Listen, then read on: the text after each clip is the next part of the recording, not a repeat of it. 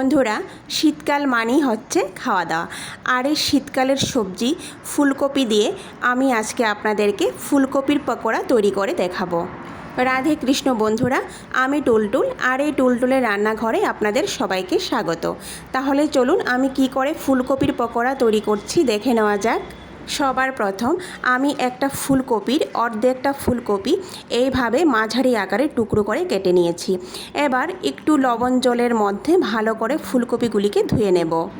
বন্ধুরা, হাতে 5 মিনিট সময় থাকলে এই রেসিপিটা আজই তৈরি করুন। আমি আগে থেকেই বেশ কিছু পরিমাণ জল একটা বাটির মধ্যে করে চুলার মধ্যে বসিয়ে রেখেছিলাম। জলটা দেখুন ফুটে গেছে।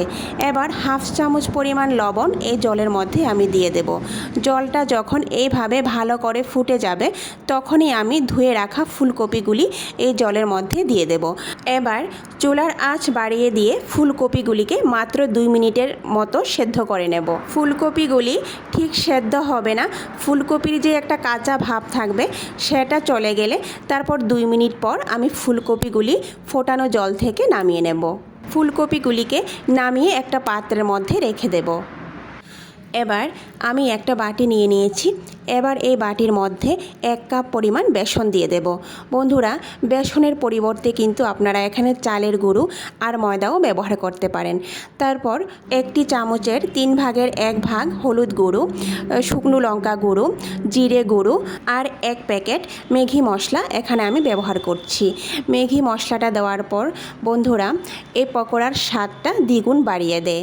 তারপর এখানে আমি 1 চামচ পরিমাণ আদা আর কাঁচা লঙ্কা বাটা দিয়ে দিয়েছি। 1 মুঠো পরিমাণ ধনেপাতা কুচি দিয়ে দিয়েছি। সবার শেষে পরিমাণ মতো লবণ দিয়ে দেব।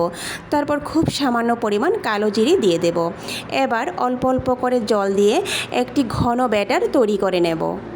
বন্ধুরা, ব্যাটার কিন্তু এখানে পাতলা হবে না, একটু ঘন হবে।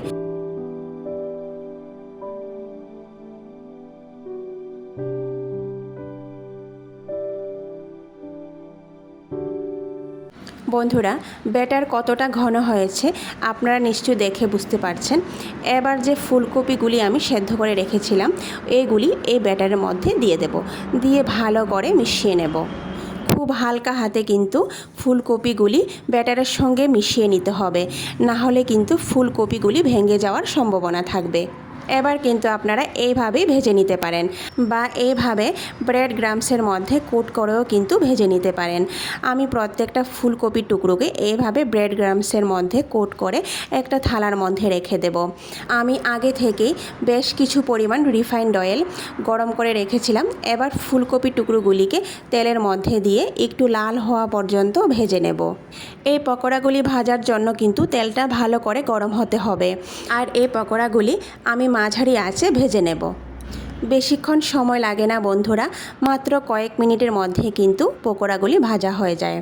এইভাবে একটু পরপর উল্টে পাল্টে দিয়ে লাল হওয়া পর্যন্ত আমি পকোড়াগুলি ভেজে নেব। পকোড়াগুলি আমার এখানে ভাজা হয়ে গেছে। এখন পকোড়াগুলি তেল থেকে উঠিয়ে নেব। এইভাবে পকোড়া তৈরি করলে আপনারা এই পকোড়াগুলি কিন্তু দুপুরবেলা বা রাতের বেলা গরম ভাতের সঙ্গেও খেতে পারেন বা এইভাবে সস দিয়ে চায়ের সঙ্গেও পকোড়াগুলি খেতে পারেন। ভিডিওটি সম্পূর্ণ দেখার অনুরোধ রইল।